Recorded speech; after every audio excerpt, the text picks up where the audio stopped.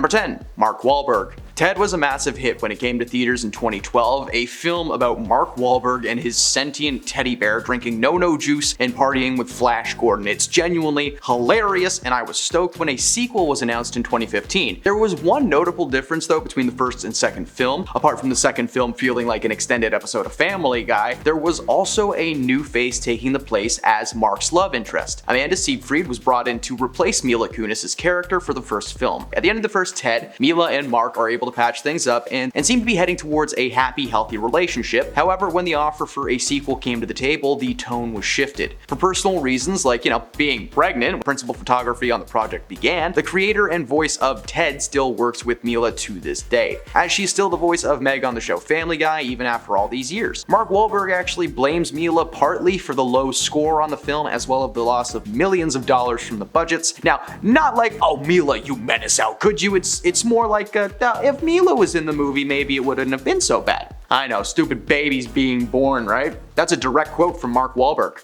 I'm just kidding, it's not. Number 9, Macaulay Culkin. The star of some childhood favorites like Home Alone and Richie Rich was actually dating Mila Kunis for a while, almost 10 years to be specific, but they had a really nasty split in 2011. Kunis actually blames herself, telling the hosts of the Armchair Experts podcast that she took time when she was single to try and piece together what happened and why she did it. While she never confirmed what exactly went down, the split came in 2011, and it was around the same time that Ashton Kutcher and his wife, Demi Moore, started having problems. There are heavy rumors out there suggesting that Mila cheated on Culkin with Ashton. The accusations came as a surprise to many people, as only 2 years before Mila and Macaulay split, she had gushed about him to Women's Health, telling him she found a steady rock in her life and that he was all she needed. The split was messy, and while there was no confirmation on what happened, the outcome left both parties uninterested and annoyed with each other. If she didn't cheat on him, I don't know what happened. Maybe she tried to rob his house while his parents were gone, or let him get stung by a bee. Who knows?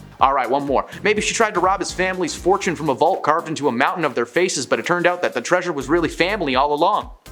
Maybe. Number 8, cast of Bad Moms. Bad Moms is one of the more memorable movies that Mila Kunis ever made, starring herself, Kristen Bell, and Kathryn Hahn as the leading moms of the movie. Fun fact, the cast for this film was almost very different and was also going to be directed by someone completely different. Before the project was given to Mila Kunis and the directors John Lucas and Scott Moore, it was actually in the hands of Judd Apatow and his wife/leading lady, Leslie Mann. They decided to drop the project altogether, and it was eventually greenlit with an entirely new cast. But even with Mila involved, the cast continued to change. Women were agreeing and quitting over and over again, and eventually the final 3 were selected. Mila says that it might have been a sign of women not helping each other in Hollywood, or maybe the script was bad and there was no confidence in the project. It's probably that one. Number 7, Ashton Kutcher. Ashton was doing okay for himself in life, taking time away from acting to be with his family. However, earlier this year, himself and his wife Mila decided to support their That 70s Show co-star Danny Matheson as he was being brought to trial for mistreatment charges stemming back to 2004. Ashton and Mila said terrible things in support of this man, claiming that he was someone to look up to and that they loved him. Ashton and Mila have been controversial for a long time, since the moment that it was speculated that Ashton left Demi Moore for Mila. Ashton was also a founder of an organization whose goal was to aid those suffering from mistreatment and trafficking,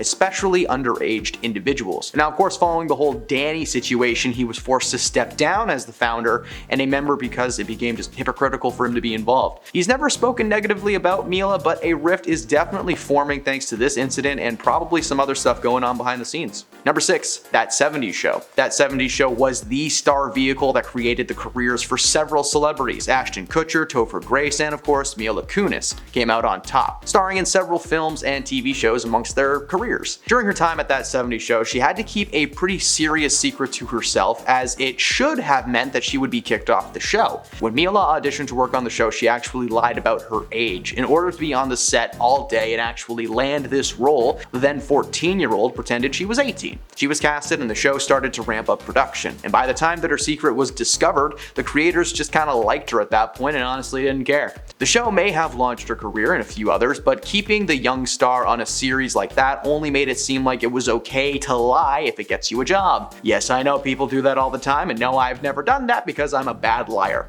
Number 5. Kate McKinnon. Kate is a hilarious woman. Every time I watch Saturday Night Live, I just miss her presence. But of course, Kate just got too famous for the show and was moved into the world of Hollywood with no effort. She appeared as a lead, a secondary lead, and most recently she appeared as Weird Barbie in Barbie. In 2018, herself and Mila Kunis starred together in an action comedy called The Spy Who Dumped Me, as best friends who get wrapped up in an international conspiracy when one of them discovers their boyfriend who dumped them is a spy. Yeah, that plot is a little strange, although it's a pretty solid movie. It sits around 60% on Rotten Tomatoes. Mila's role in the project was actually something that she claims to have done as a favor to the director. In her 20 years of acting, Mila had never worked with a female director on anything. Even the project Bad Moms was directed by men, so she jumped at the chance to make an action comedy with a female leading the charge. Kate was never said anything bad about Mila or her time on set because there was no bad time on set. Mila is professional for the most part, and because of Kate's own energy being so fun and chaotic, it's just hard to find moments of anger with them. Number 4. Demi Moore.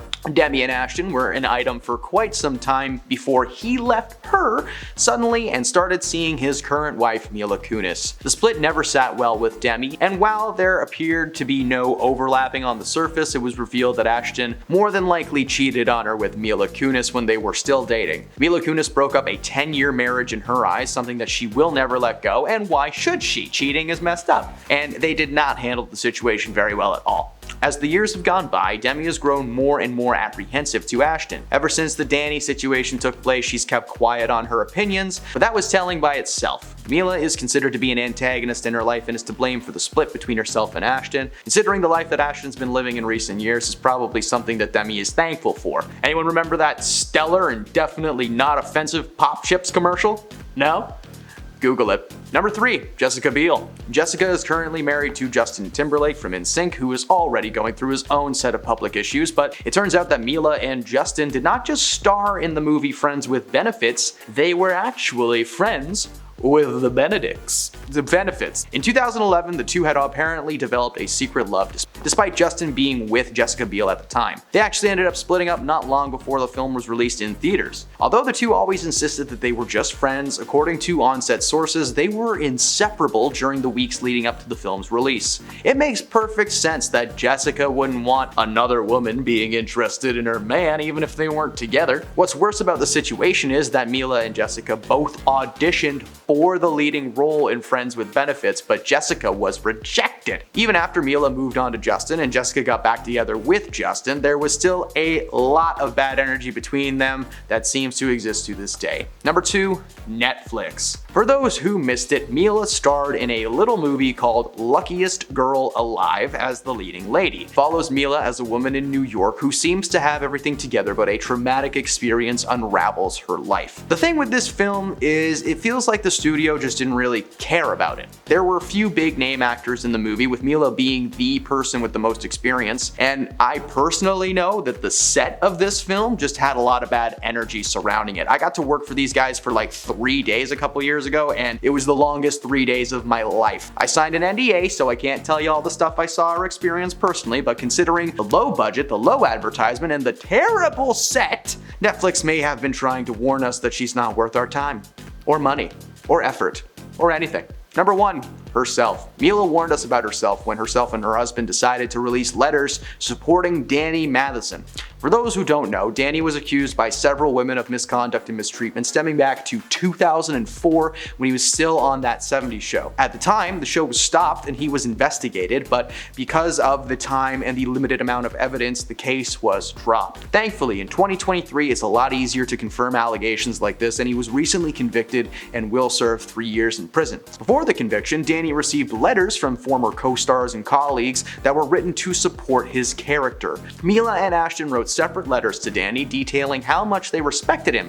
At one point, Mila literally calls him a role model to themselves and their kids. She received an insane amount of backlash along with Ashton, and they were forced to make a public apology for supporting Danny. Now, if they had just waited a couple of weeks, let things happen naturally, he would have been convicted and they would not have been involved. But instead, her character was called into question, she had to leave a company she worked for, and who knows where her career will go from here. So first up we got Chris Rock. Unless you are living under a rock, you know that Will Smith showed a completely different side of himself to the world at last night's Oscars. While comedian Chris Rock was speaking to the crowd and taking some digs at all the celebrities in the audience, Rock decided to take a jab at Jada Pinkett Smith, and I'm very sure he regrets it right now. Chris said, quote, "Jada, love you, G.I. Jane 2, can't wait to see it," referencing her almost bald head, because in the movie G.I. Jane, the lead actress Demi Moore has shaved her head. Jada has been open about her struggle with alopecia, and she was likely forced to wear her hair this way because she's not able to grow hair completely. Immediately after this joke, Will Smith decided to get up, interrupt the live broadcast, and slap Chris Rock right in the face for millions to see. Chris looked stunned and was not sure exactly how to respond. Will walked back to his seat, then yelled, quote, "Shut your mouth, keep my wife's name out of your effing mouth," twice. After this slap, Chris Rock looked completely stunned, having no idea what to do or say. It looked like he was about to clap back and say another harsh joke about Will or his family, but Rock took the high road and decided to stay calm. The internet was set ablaze by this slap, with many not even sure if it was real or just staged for publicity. But considering what we've seen in the aftermath, it was 100% real. Although many pointed out that Will actually laughed at the joke moments before deciding to get up and slap Chris Rock. Many fans of Smith have tried to defend his actions, but the overall consensus is that it's never okay to put hands on someone or work out issues with violence, which I completely agree with. Also, we have no idea if Chris Rock even knew that Jada Pinkett Smith had alopecia. It could have just been a big misunderstanding. Next up, William Hendricks. After Will Smith slapped Chris Rock on stage, another one of his attacks was resurfaced, because this was not the first time that Will lost his temper and his nice guy persona was called into question. In 1989, Smith spent a night in jail after he hurt a man named William Hendricks so badly that Hendricks almost lost his sight. Smith even spent a night in jail because of this incident and has a mugshot because of it. I'm not sure exactly why it happened, but Hendricks was a producer who we can assume worked with Smith. Even more coincidental, this incident happened days after Will won his first Grammy. I guess he likes to get into altercations around awards season. The charges were later dropped against Will. Will Smith was 20 years old at the time, and after getting in a verbal argument with his producer, he decided to make things physical. As per the police report, Smith asked his bodyguard, Charles Alston, to quote, "attack William Hendricks," who needed 6 stitches after he fractured his left eye orbit during the altercation. Next up, August Alsina. After the smack heard around the world, old reports that Jada had cheated on Will in the past resurfaced. The pair have spoken about how they are in an open marriage, so we're not sure if it was really cheating or not, but Jada admitted she was in an entanglement with rapper August Alsina during a break with her husband. When Will and Jada talked about it on Red Table Talk, Will looked visibly distressed, and the general consensus is that Will wants a monogamous relationship, but Jada wants to be open and see other people. In 2020, August exposed the secret that he'd had a long-time affair with Jada while she was married to Smith. Initially, the Smiths denied this, but later admitted that it started when the pair split up briefly. Alsina had been introduced to Jada by her son Jaden at a London music festival in 2015. Insiders stated that August became like a member of their family, even going on vacations with them and staying in their mansion. August is 21 years younger than Jada, and he claimed that Smith actually gave his blessing to have an affair with his wife, an allegation that Jada then denied. Will also reported that he had affairs with other women during this time. At one point, he was rumored to have slept with co-star Margot Robbie. Many believe Will's insane reaction to the joke is proof that he is in a toxic relationship with his wife, because he completely embarrassed himself on most likely the biggest night of his life, all because of a bad joke. Many also claim that Will would have rather smacked August, but instead Chris Rock got the brunt of his anger. Vitaly Seduk. Little known fact is that this is not the first time that Will Smith has smacked a man in public at an award show event. Vitaly Seduk interviewed Will on a red carpet almost a decade ago, and after they had a negative interaction, Will smacked him in the face as well. While being interviewed, the pair hugged when Seduk went to kiss Will on the cheek. Will Smith freaked out, then backhanded him on the face. Although many felt this move was justified at the time, it shows that Smith's first reaction in a negative situation is violence. The incident took place at the Moscow opening of Men in Black 3 in May of 2012 while Seduk was working for a Ukrainian television station. After the incident with Chris Rock, Seduk stated, quote, "I just immediately recollected the slapping incident in Moscow. I think the joke was inappropriate when it comes to someone's health, but Will's reaction is unnecessary and sends the wrong message to comedians being hit for a joke." Adding, quote, "I don't want to call Will Smith uncontrollable. He has a violent temper, yes, but I'm sure he realizes what he's doing." The reporter acknowledged that it was a bad joke, and he understands that Will was protecting his family. However, it shows that violence is always Will's first instinct. Scientology. After the Chris Rock incident, some started connecting the dots between the bizarre slap and Scientology. This is because the Smiths have been tied to Scientology in the past, and physical punishment is a popular teaching in the church. Apparently, it's a common teaching in Scientology to use slaps and other forms of physical force to show other Scientologists that they've done something wrong. After the slap, one user tweeted, quote, "There's a Scientology course, I guess you'd call it, that involves slapping / physically humiliating fellow Scientologists in a group setting as a means of exerting superiority. It's remarkably common within the cult." The user even shared that Tom Cruise is known to use similar styles of punishment, but instead of hitting, he uses shouting to intimidate movie crews. This makes a ton of sense after what we saw happen on the set of one of Cruise's movies when he felt the COVID protocols were not taken seriously by his staff. Leaked audio heard him screaming at the top of his lungs at his staff, clearly sending a strong message. The Smiths have spent many years battling off accusations that they are involved in Scientology. The couple was apparently introduced to the church in 2004 by Tom Cruise, and they got so involved that the Smith family spent almost $1 million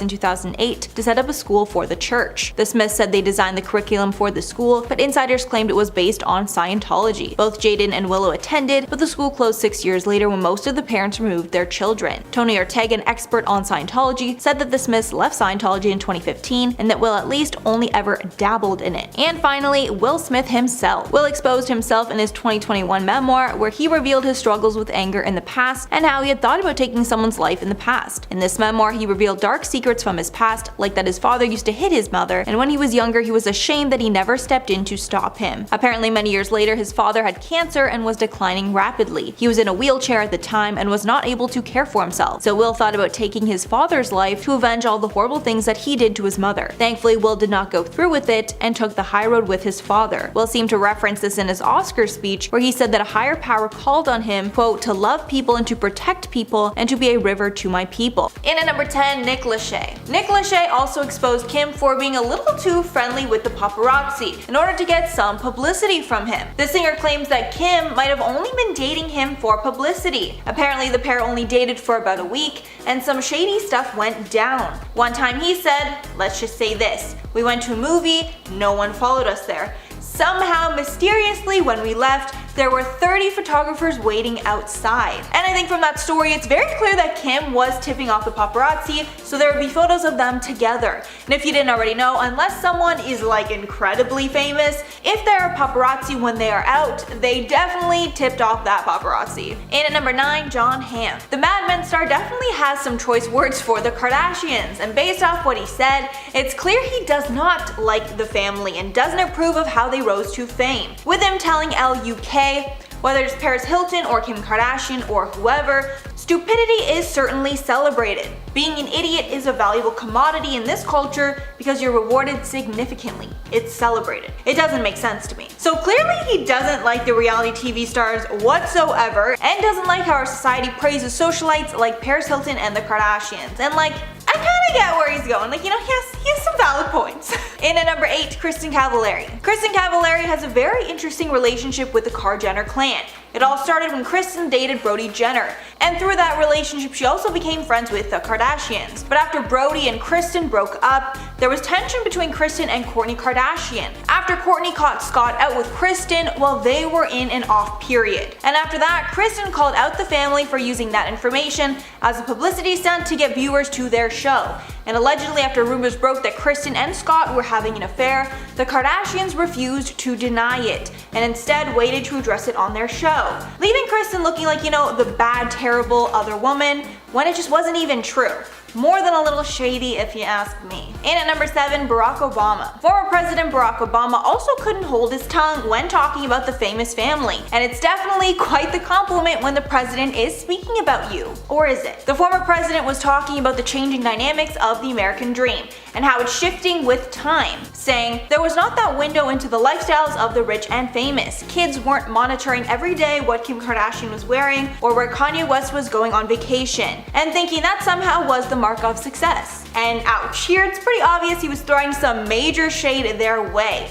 And he doesn't seem to like how they are now the standard for what success is. And apparently Kanye West did not like those comments and actually fired back at the president. But also, since Obama was a former president, you know, I trust his opinion and judgment way more than Kanye's. And at number 6, Kris Humphries. Kris Humphries was someone who probably challenged the Kardashian family the most and exposed secrets about them I'm sure they did not want out. Kim and Kris got married in one of the most lavish televised ceremonies ever, but famously, after only 72 days, the couple split because Kim was having second thoughts. But based off how much content their reality shows got because of that relationship, then the breakup, Kris called Kim out for fraud, arguing that the whole relationship was just a publicity stunt. And their divorce was so messy it lasted 2 whole years before it was finalized. But during the massive trial, Kris exposed that a lot of the Kardashian show was scripted, and that the show purposefully made him look bad. Like when him and Scott threw a party in one episode while the girls were out of town,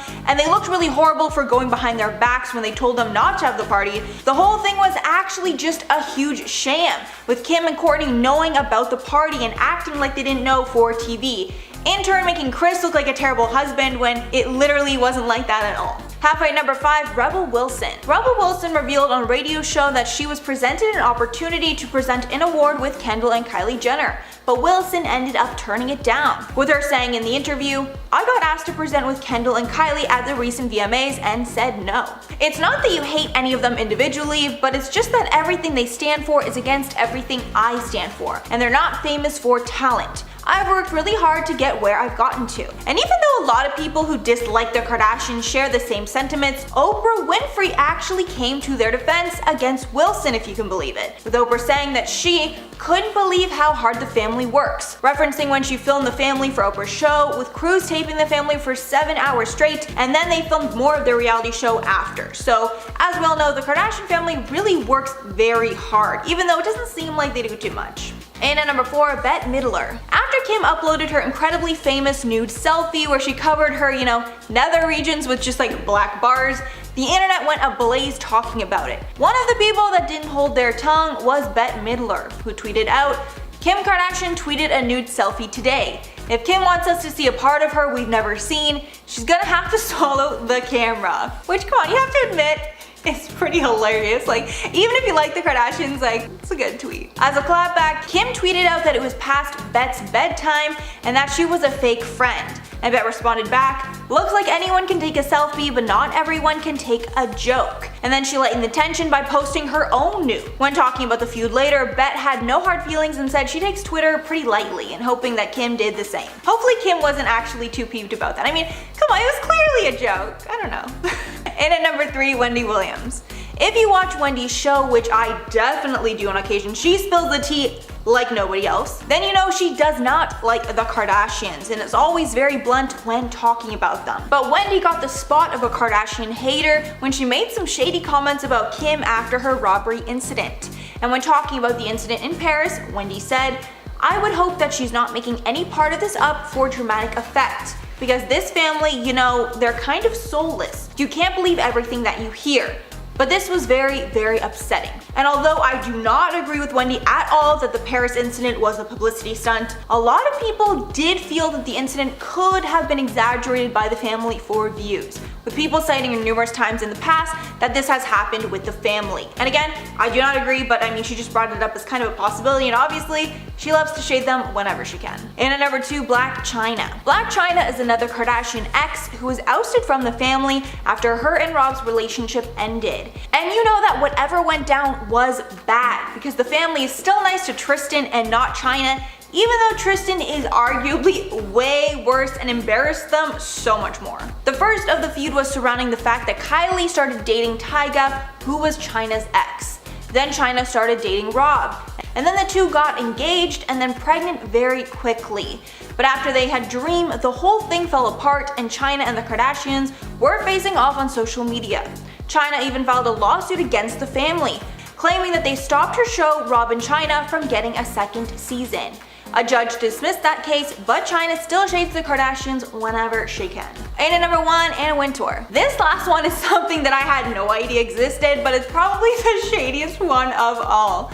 So Vogue is one of the most prestigious magazines to be on the cover of, and Kim Kardashian and Kanye West were put on the cover in a very controversial move by the magazine's editor, Anna Wintour. When talking about the criticism, she noted that it would be a misstep to ignore the couple's influence, and she made the choice to lead and deal with the backlash rather than follow. And all of that praise to the couple is, all well and good, until she gives them quite a backhanded compliment, saying, "I think if we just remain deeply tasteful and just put deeply tasteful people on the cover, it would be a rather boring magazine. Nobody would talk about us." And although I totally get what she's trying to say, calling the couple, deeply untasteful is definitely more than a little shady. But I mean, if anyone can shade anyone, it's Anna Wintour. She can shade whoever she wants. Starting off this list, we got Beyonce. After Beyonce released the hit album Lemonade, Amy thought it would be funny if she made a video of her and some of her snatched cast members lip-syncing along to it. The video featured Goldie Hawn, Wanda Sykes, and Joan Cusack. Even though the video was released on Tidal, seemingly approved by Beyonce and Jay-Z, it got tons of backlash from fans. Most of the claims centered around the fact that regardless of approval or not, this was not Schumer's work to parody. Some also felt it was particularly tone deaf for them to parody a song about black empowerment. Amy addressed the backlash in an article, admiring how the album brought women together. But Amy didn't address the key issues that fans had, making it clear that Amy didn't understand why it was out of place. Next up, Tammy Pescatelli. Since Amy Schumer has become an A-list comedian, she's been accused of joke stealing on many occasions. Most of the drama took place on Twitter, where Kathleen Madigan, Wendy Liebman, and Tammy Pescatelli all alleged that Amy stole jokes from them. Pescatelli was the most vocal, tweeting, quote, "What's always been amazing to me is that she purports to be a feminist, yet only steals from other female comedians. If we all call her on it, we are jealous or career shamed. Be successful. We want you to do well, just do it with your own material. By the way, she blocked me." One of the jokes was from Kathleen Madigan, where she said Oprah was so rich she could hire someone to slap food out of her hand as a weight loss tool. The joke that Amy stole from Pescatelli was talking about how women will dress their boyfriends so horribly that nobody else will want to date them. Amy used this joke in her movie Trainwreck. Next up, Equinox staff. Amy Schumer can be pretty full of herself. She made that clear when she pulled the "Do you know who I am" card at a New York City gym. Basically, she tried to walk into the Equinox without presenting her membership card, which is standard policy. One employee said, quote, "She felt entitled to just walk in. She didn't want to show her key fob and wanted to be able to go in and not be questioned." Apparently, when the employee asked for her ID, Amy replied that she's famous. The source added, quote, "It was clear that Amy wanted to go in under the radar and not even stop to have the desk clerk look up her account on a computer." Apparently, Amy was so peeved about the entire experience that she left the gym altogether. Next up, Jackson Murphy. Jackson Murphy, a 17-year-old film critic who took a photo with Amy at the Critics' Choice Awards, tweeted a raunchy caption along with the photo of him and Schumer, and it totally backfired. Schumer is known for her self-deprecating humor, specifically relating to sleeping around. So the critic posted a photo of the two of them with the caption, quote, "Spent the night with Amy Schumer, certainly not the first guy to write that." Even though it was a lighthearted jab, Schumer tweeted back clearly disappointed. She wrote, quote, "I get it, cause I'm a whole glad I took a photo with you. Hi to your dad." Jackson quickly apologized once he realized her feelings were hurt, claiming he thought she would like the joke. Schumer later tweeted back, quote, "That's really okay, honey. I just remember thinking you and your dad were sweet, and it was just a bummer to read that." Some people felt that Amy had the appropriate reaction, but others felt she was way too harsh on the teen for a simple joke that she makes oftentimes about herself. Next up, Steve-O. While Schumer and Steve-O were on the panel for Comedy Central's roast of Charlie Sheen in 2012, she told a joke that many felt crossed the line. At the time, Steve-O's good friend and collaborator Ryan Dunn had just passed away in a drunk driving accident.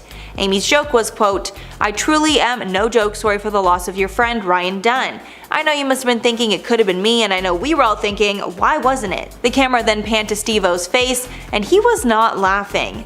Fans immediately came to his defense after the special, trashing Schumer, but Steve-O actually came to her defense and said it was a good joke. While on the Big J show at KRSQ Hot 101.9, Steve-O said that Schumer asked him for help to calm his fans. Steve-O agreed, saying, quote, "Hey everybody, it was a roast, where people say mean things to each other on purpose. That silly little was just doing her job.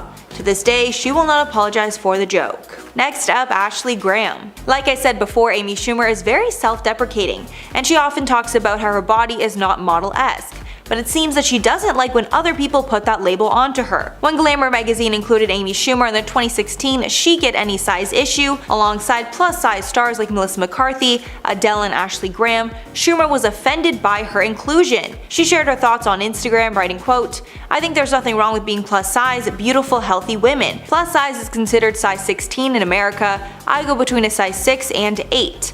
Glamour Meg put me in their plus size only issue without asking me or letting me know, and it doesn't feel right to me. Young girls seeing my body type thinking that is plus size. Although many understood Schumer's point, some were confused, as she constantly speaks about not being super skinny. She even said at the Glamour Women of the Year Awards, quote, "I'm like 160 pounds and can catch a D whenever I want." Ashley Graham didn't like the sentiment and clapped back in Cosmopolitan, saying, quote, "Amy talks about being a big girl in the industry. You thrive on being a big girl, but when you're grouped in with us, you're not happy about it. That to me felt like a double standard." And lastly, Amy Schumer herself. One fan exposed that Amy is rude to her fans, and even caught the whole thing on video. While Amy was touring in Greenville, South Carolina, she posted a photo of a fan and claimed that he was harassing her to get a photo. The caption said in part, quote, "This guy in front of his family just ran up next to me, scared the out of me, put a camera in my face. I asked him to stop and he said, 'No, it's America and we paid for you.'" Apparently she asked him to stop multiple times, but he did not. She finished off saying that she was no longer going to take any photos with fans because of this guy in Greenville. But the fan, named Leslie Brewer, responded with his own Instagram post. He posted a video of his interaction with Schumer, and it was very different from what Schumer described. And in the video, Amy is calmly asking him to delete a photo of her that she didn't like. In response to this video, a source shared, quote, "She's always hated taking photos with fans, even before she had a TV show or a movie. She couldn't be bothered then and she can't be bothered now." After this all exploded, she said she will still take pictures with fans, only if she feels like it. At number 8, Mariah Carey.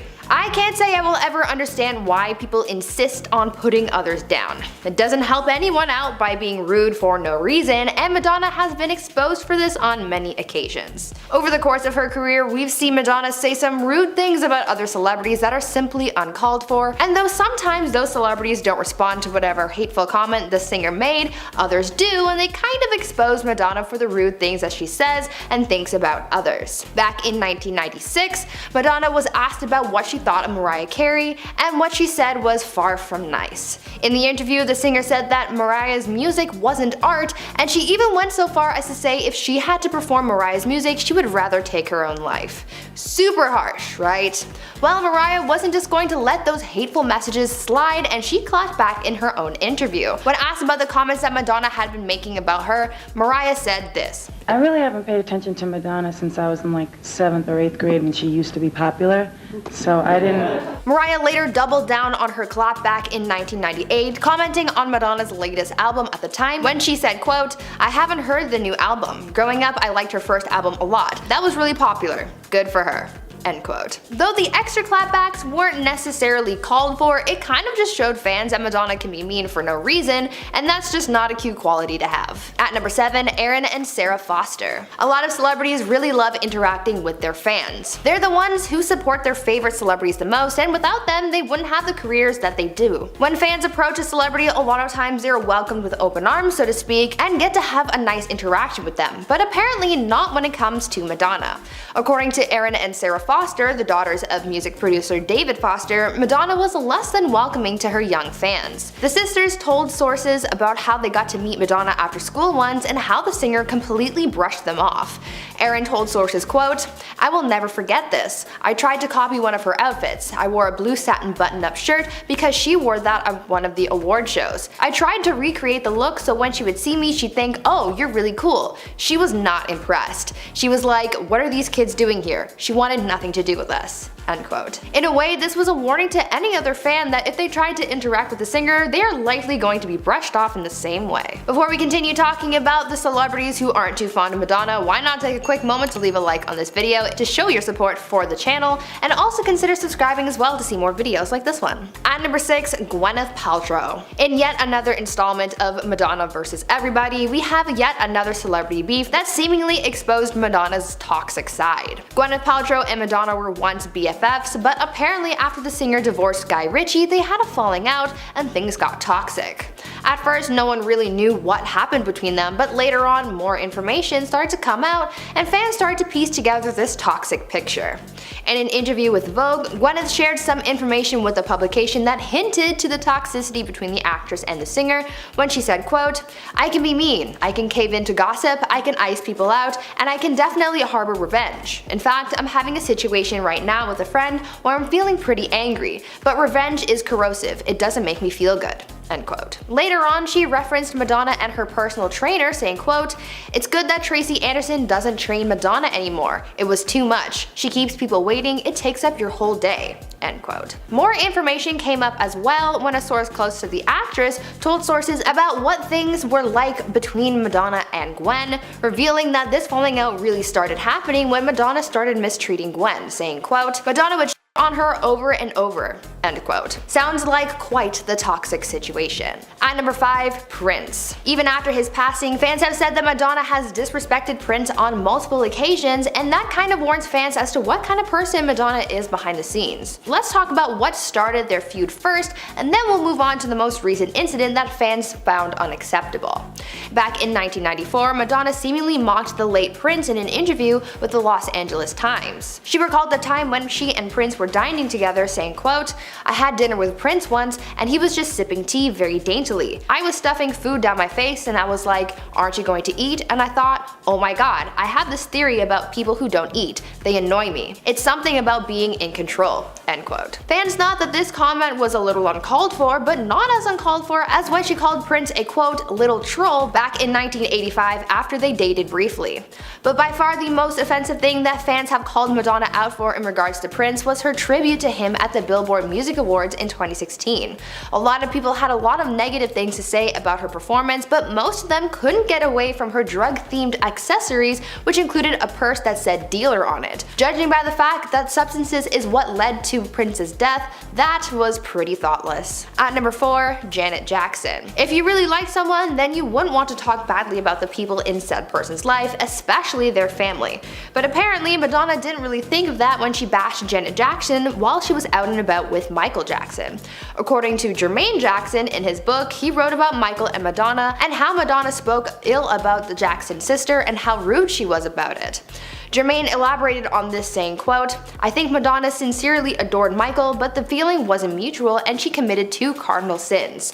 The first was that she was hell-bent on loosening him up and getting him to see life through her eyes. The second mistake was when Michael went to dinner with her one night and Madonna had the temerity to criticize Janet. Michael was furious and not surprisingly they never went on another date." End quote. Like, what does that say about you if you criticize someone's sister like that? There was never any drama between them up until that moment, so no one really knows what provoked those comments from Madonna. Janet was clearly hurt but brushed it off, saying in an interview, quote, "I never said hate. Hate is a strong word, but if I did hate Madonna, I'd have valid reasons." End quote. On top of that, Madonna tried to pretend like she had no idea what Janet was talking about, which kind of makes things even more toxic. So yeah, in a way, we were warned about just how toxic Madonna can be. At number 3, David Letterman. It is an unspoken rule that when you're a guest on someone's show, you behave yourself. Not only because it's usually on live TV, but because it's just respectful to be kind and courteous of someone else's show and their job. But being the outspoken person that she is, Madonna threw all of that out the window when she was on David Letterman's show, and the host wasn't too thrilled about it. In 1994, Madonna made an appearance on The Late Show with David Letterman, and it went so far left that it circled right back around and kept going left, you know? While the singer was doing her guest appearance, she kept dropping F-bombs and making inappropriate remarks. She even gave Letterman a pair of her underwear and refused to leave the stage when her time was up. Her conduct was a little much and pretty uncalled for, but Madonna defended her actions, saying that her appearance was her way of protesting against censorship. While yes, she can do whatever she wants in protest, there's also a time and a place for that, and because she decided to pull this stunt on Letterman's show, she lost a lot of respect from the late night host, and he pretty much exposed her for her inappropriate behavior. At number 2, Michael Jackson. Now we already talked about Janet Jackson and how her encounters with Madonna warned us about how rude she can be, but let's talk about how Michael Jackson also warned us about the same thing and how toxic and mildly controlling Madonna can be. Michael Jackson and Madonna briefly dated back in the day, but as you can imagine, it didn't really end well. The King of Pop referred to Madonna as, quote, "not a nice person" in a taped conversation with his spiritual advisor. He elaborated on why he felt like that, describing how controlling she was of their dates. Michael spoke out about it, saying, quote, "Madonna laid the law down to me before we went out. She said, 'I'm not going to Disneyland, okay? That's out.' I said, 'I didn't ask to go to Disneyland.' She said, 'We're going to the restaurant.' Afterwards, we're going to a strip bar. I said, I'm not going to a strip bar where they cross-dress. I'm not going there. If that's how it is, forget this whole thing. Afterwards, she wrote some mean comments about me in the press. I wrote that she was a nasty witch after I was so kind to her." End quote. In a way, this warned us about how Madonna treats people, trying to control the situation, and when things don't go well, retaliating by saying mean things in the media.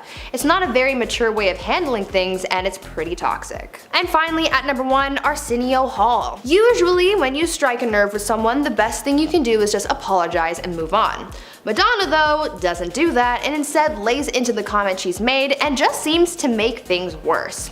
This is exactly what she did with Arsenio Hall while on his show, and it was both cringy to watch and also pretty mean. Madonna made an appearance on the show in 1990 and made a comment about Arsenio's ex Paula Abdul and her rumored rebound John Stamos. Madonna brought up the drama, but in a rude way. Arsenio laughed it off, but Madonna just kept going. She gave him a gold ring because she, quote, felt bad for him, and dug even deeper, saying that Paula left him because she, quote, wanted someone who was home more often. End quote. You could see how uncomfortable Arsenio was, and frankly, it was hard to watch. You can see the whole interview online, so if you want to watch the whole thing unfold, the internet is at your disposal, but it gives a really good idea of how rude Madonna can come across as being. In a way, this experience had Arsenio warning us about how Madonna can cross a line with her comments and how she will not take it back. First off, we got Matt Doran. We're not sure if Adele or the media is to blame for this one, but reporter Matt Doran got roasted by Adele fans after it was reported that she stormed out of their interview because Doran did not listen to her album beforehand. Australia's Daily Telegraph revealed that Channel 7's Matt Doran came to London specifically for this 20 to 30 minute interview in an over $600,000 deal. This interview was even more important because Adele was only doing press with a handful of media outlets leading up to the release. Reportedly halfway through the interview, Adele noticed that he was, quote, struggling to express an opinion of his own. Then she flat out asked if he had listened to the album, and when he said no, she walked off and ended the interview early. Sony later refused to allow footage of the interview to be used, and Doran was suspended for 2 weeks. This embarrassing blunder then went viral, with Adele fans roasting Doran online for days. However, Doran is sharing an entirely different story about this situation. He admitted that he didn't listen to the album, revealing to E! News that he was not aware that he was emailed a preview of the unreleased album before the interview. Apparently, the reps for the interview never told him about this, and he didn't think he would be getting one, adding, quote, "It was an oversight but not a deliberate snub. This is the most important email I've ever missed. I'm mortified and unequivocally apologetic." But Doran shut down the rumors that she stormed out and left the interview early, adding, quote, "To suggest that the interview was disrespectful or that Adele walked out is incorrect," adding that they actually went overtime and it was a great conversation. Doran also stood by the contents of the interview and said he is, quote, "devastated that her fans are being denied this interview, so it looks like we might never know the truth." Next up, Beyonce. After Adele took home the award for Album of the Year at the Grammys in 2017, instead of Beyonce, fans were really fed up and claimed that Adele was somewhat patronizing in her acceptance speech. On that night, Adele won all 5 of the awards that she was nominated for, while Beyonce only won 2 of 9 of her nominations. When Adele was announced the winner, she looked shocked, and immediately as she took to the stage, she flat out said that Beyonce deserved the award more. Her speech said in part, quote, "I can't possibly accept this award, and I'm very humbled and very grateful and gracious, but my life is Beyonce. That album to me, the Lemonade album, Beyonce was so monumental and so well thought out, and so beautiful and soul-bearing, and we all got to see another side of you that you don't always let us see, and we appreciate that. And the way that you make me and my friends feel, the way you make my black friends feel is empowering, and you make them stand up for themselves, and I love you, I always have." Although some fans found the moment completely genuine and heartfelt, many did not. Some fans claim that if Adele really felt that way, she should have invited Beyonce on stage to share her acceptance speech. Some Beyonce fans even say that Adele could have just denied the award and forced the Grammys to give it to Beyonce. One fan tweeted after the show, quote, "Even Adele admitted that Beyonce should have won Album of the Year." In a backstage interview after the award show, Adele continued to express her opinion about Beyonce being robbed. Quote, "I felt that it was her time to win. What the F does she have to do to win Album of the Year? That's how I feel." However, some still felt it was all for show, and if she didn't win, Adele would not have been so vocal in her support of Beyonce. Next up, Peppa Pig. Easily the strangest beef Adele has been in was with Peppa Pig. In an Instagram live where Adele was promoting her upcoming album 30, a fan asked if she would ever collaborate with Peppa, and Adele savagely said no. Then later on during an interview with Capital FM, Adele was confronted by Peppa, who called her out for the comments. The interviewers asked Adele about her comments, then showed a clip of cartoon Peppa saying, quote, "Hello Adele, that made me feel really sad when you said you wouldn't collaborate with me.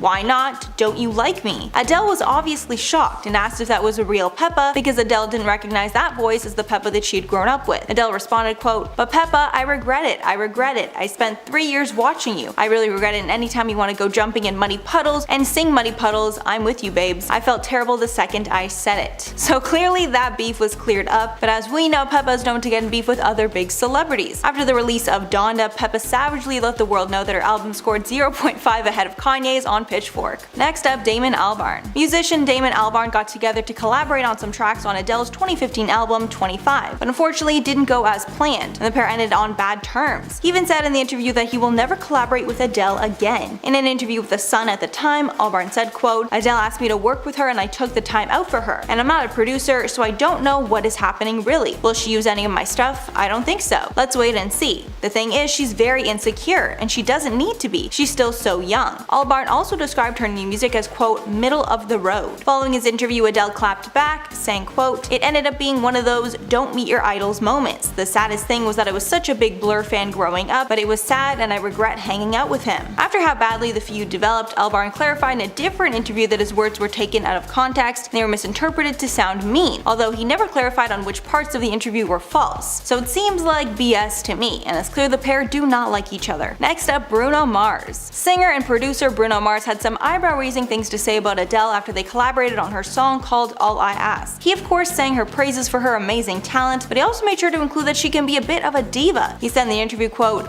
"She's a superstar. She walks into a studio, she's got all this attitude, she's a diva. She's like, I don't want to do this, I don't like that." Then as soon as we hit a couple chords that she liked, we started rolling, and that's where we got that song from. But of course he praised how talented she is, saying that there was a moment when she was in the booth singing when the water started to vibrate. And of course he would love to work with her again. He says he's just waiting for her to call on him again. It's unclear if he meant that she was a diva in an endearing way or if he meant to throw some shade her way. Next up, Piers Morgan. Piers Morgan is known for his controversial opinions on news and pop culture, and his stances on Adele have gotten him in hot water. In November, Piers published a scathing rant against Adele and her decision to include her son on her latest album 30, claiming that she shared her son's heartbreak and pain to promote her last album. Morgan claimed it was hypocritical because Adele had fought for her son's privacy in the past. In his article, Morgan wrote, quote, "Sorry Adele, you're a great singer, but sharing your young son's heartache and pain with your entire world to flog your album is shameful and rankest hypocrisy." Morgan claimed that Adele asked for privacy when it comes to her separation and other personal matters, but then she turns around and exposes those intimate details when it serves her to promote and sell albums. In his article, Morgan wrote, quote, "All this hypocrisy is par for the course with today's oversharing celebrities who love to reveal every prudent detail of their lives for commercial gain, while simultaneously demanding privacy," adding, quote, "This is the same Adele who went to court to protect her son's privacy when he was just 1, winning him a substantial 5-figure sum in damages over paparazzi photos." And lastly, Adele herself. Probably the worst scandal that Adele has ever been in was her scandal surrounding her Bantu knots. In the UK, they celebrate something called the Notting Hill Carnival, where people will share their pride about being a British person with Caribbean descent. And instead of celebrating the occasion how we would have expected, Adele shocked the world when she showed up wearing a Jamaican flag printed bikini and Bantu knots in her hair, a style worn traditionally by black women in the region. Her shocking 100-pound weight loss was easily overshadowed by the backlash she received, with people calling her move cultural appropriation. After waves of backlash, she told British Vogue, quote, "I didn't read the effing room." And in hindsight, she completely understands why the backlash occurred. Adele also decided not to take down the photo, a move which she says was to let people know she was not trying to brush it under the rug. Adele added, quote, "I could see comments being like,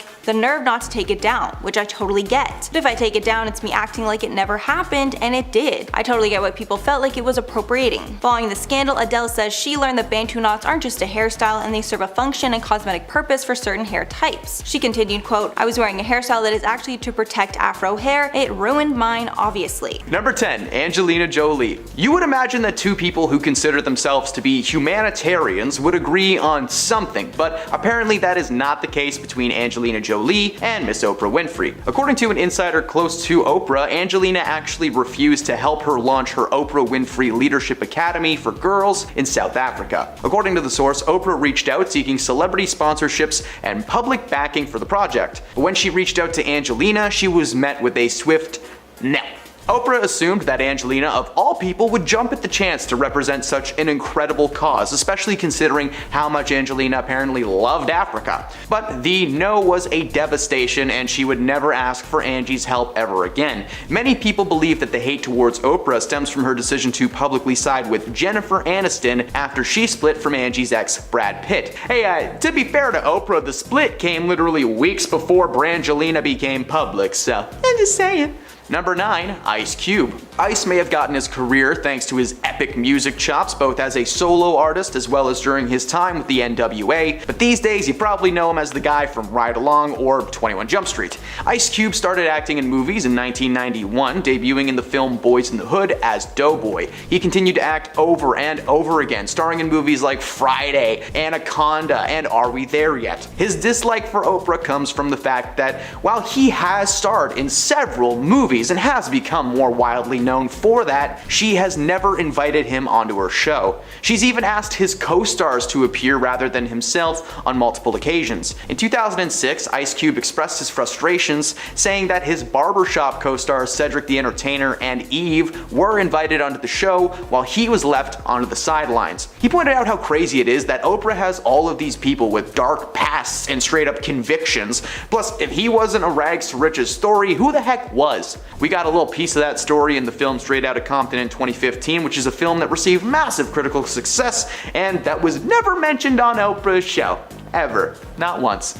Number 8, Seal. This man may be known for his vocal chops, but he should be known for his meme-making abilities. Just days after the Golden Globes in 2018, Seal posted a meme on Instagram consisting of several photos of Oprah Winfrey cozying up with a man whose name I am not allowed to say on the internet because he's so heinous. He's the guy who produced half of Quentin Tarantino's movies, he's the main cause of the Me Too movement, and for the rest of this entry he shall be referred to as Jabba the Hutt, because he kinda looks like him. Oprah and Jabba were photographed spending time together, and one photo even made it look like Oprah was pushing singer Rita Ora towards Mr. Hutt. Seal captioned the image saying a bunch of stuff that I can't quote, gosh darn internet. The meme itself read, "When you have been part of the problem for a decade, but suddenly they all think you are the solution." I'm not sure how deep this feud goes, but on the surface it seems that Seal has been trying to warn us that something is going on for quite some time.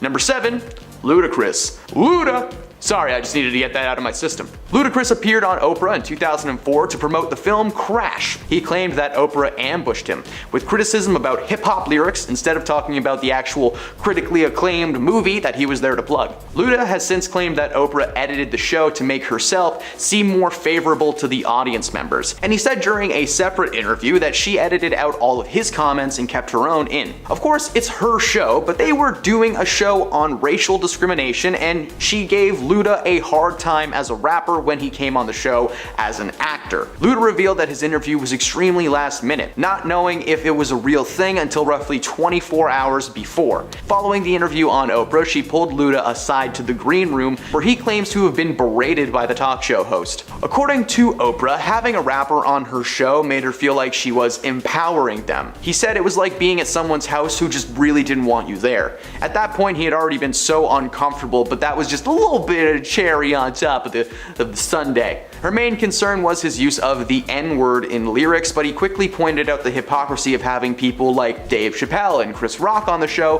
who were famous for using that slur in their sets. Oprah's shadiness was on full display following the interview from Luda. Nope, I can't say it normally, I'm sorry. Number 6, Mo'Nique. The beef between comedian and actress Mo'Nique and Oprah Winfrey dates back to 2010. Mo'Nique won an Oscar for her performance in Precious from 2009, and leading up to the film's premiere, Winfrey interviewed Mo'Nique's brother, Gerald, who Mo'Nique claimed to have been very physical towards her growing up in a truly dark way that I really can't get into. In a since-deleted Periscope video, Mo'Nique claimed that she gave Winfrey her blessing to do the interview, but was shocked and disgusted when her parents were in the audience. In the years that followed, Mo'Nique eventually forgave Oprah for creating such an uncomfortable moment for herself and her family, and while forgiving Oprah, she does continue to say that she would never forgive her parents for the role that they played and for not doing something about the situation that was happening right under their noses. Oprah really needs to stop bringing people on the show to talk about some dark stuff. It's just not fun. It's just not fun. Number 5, Whoopi Goldberg. In author Kitty Kelly's unauthorized Oprah biography, Kelly claims that Whoopi Goldberg became a persona non grata, aka an unwelcome person, to Oprah after Whoopi was nominated for an Oscar for her role in The Color Purple. The book noted that following the honor, the comedian never appeared on Oprah's show again and was noticeably shunned from her 2006 Legends Ball. It wasn't until Oprah invited the entire cast of The Color Purple onto the show that the so-called feud was addressed. It turns out that Oprah had actually ran into Whoopi at Tyler Perry's party sometime after the 2006 snub. Goldberg confronted Oprah, leading to a hilariously adorable moment between them. She asked Oprah why she was mad at her, to which Oprah replied, "Why am I mad at you? I thought you were mad at me." They mutually agreed that they really should have just picked up the phone a long time ago and settled the dispute, so to say. Number 4, David Letterman. A majority of the world believes that Oprah's feud with David Letterman dates back to 1995 after he made an awkward joke at the Academy Awards. But Letterman claims that their beef actually started a lot earlier than that. According to an interview between David and late night host Jon Stewart, David claims that his feud with Oprah began many years before the Oscars. He explained that he ran into Oprah when they were both on vacation with other people. He explained that she was with Stedman at the time, and David was with his then girlfriend, Regina. David decided it would be really funny to prank Oprah one day at lunch. The story goes that the waiter walked past him, and he simply pointed to Oprah and said, "This woman right over there has been kind enough to take care of our checks." And then they got up and left Oprah with the bill. Yeah, I'm not surprised that she's not stoked about that. Even millionaires don't appreciate sneaky people. Winfrey has never cited that as being the source of her anger, though. Apparently, she felt that the feud began when she was a guest on his talk show in 1986. David continued to make rude jokes at her expense and made her feel extremely uncomfortable. She did not speak to him for 16 years after that. David is a strange man, especially when it comes to female guests, so it's not a surprise that she was uncomfortable the whole time.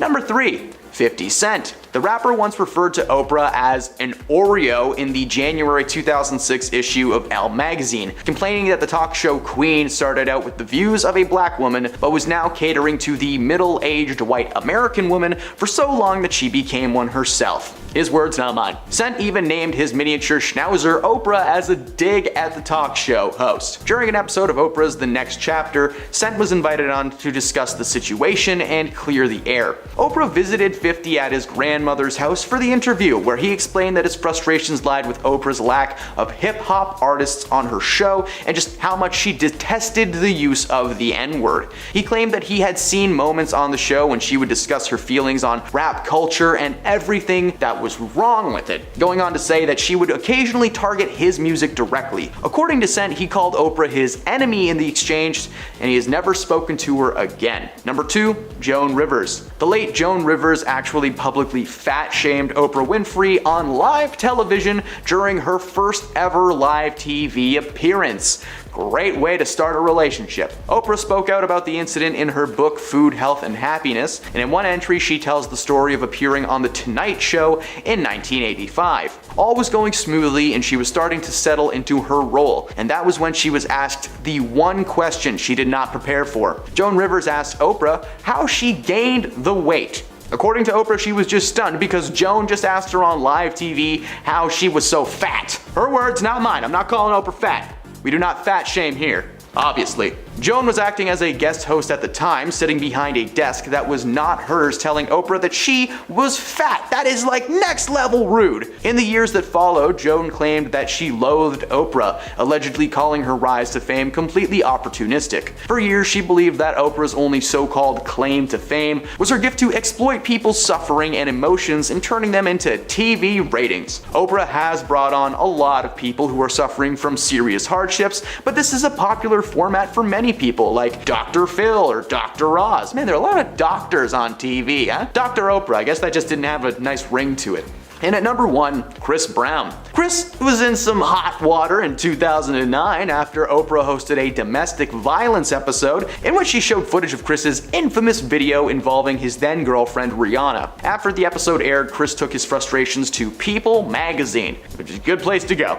He commended Oprah for addressing the fact that it was a problem, but that it was a slap in his face. He went on to tell people how much he had done for Oprah over the years, and how this was a massive betrayal, telling her to be more helpful. Okay, Mr. Brown. Oprah released a statement later saying that she was very appreciative of his help and charity, but that she takes domestic issues very seriously. Kris doubled down by retaliating against Oprah, telling her that she was bashing him and tearing him down rather than building him up. Well, we all know how most celebrities feel about Chris Brown these days, so I think she was in the right there. Number 10, Angelina Jolie. Brad and Angelina seemed to be the perfect couple when they got together in 2005, after starring in the film Mr. and Mrs. Smith. They claimed to have fallen deeply in love, and Brad even left his then wife, Jennifer Aniston, to be with Jolie. Within 2 years of their 2014 wedding, Angelina announced that she'd be divorcing Brad Pitt, citing irreconcilable differences. The truth is that there were allegations against Brad at the time that he may have mistreated his adopted kids and even got physical. There was apparently a private altercation that took place on a private jet involving Angie, Maddox, and Brad, and when they got home, Angelina filed for a divorce with little to no explanation as to why. While attempting to split their assets, Brad actually sued Jolie for allowing a Luxembourg manufacturer to purchase her shares in their French vineyard without asking permission. While she was silent for a long time, in 2020, she revealed that the split was for the safety of herself and her kids, adding it was the right decision and she continues to focus on their healing. She also said that in an ideal world, she would live with her family overseas, as it's not only safer, but more of an adventure, whatever that means. Considering what has been coming out about Brad this week, it seems like the situation may have been darker than we initially thought. Number 9, Mike Tyson. Brad got off easy in the late 80s when he was caught in bed with Mike Tyson's estranged wife, Robin Givens. During an in-depth conversation with Graham Bessinger, Mike called out how he got mad as heck after discovering the then relatively unknown Brad Pitt paying Robin a visit for some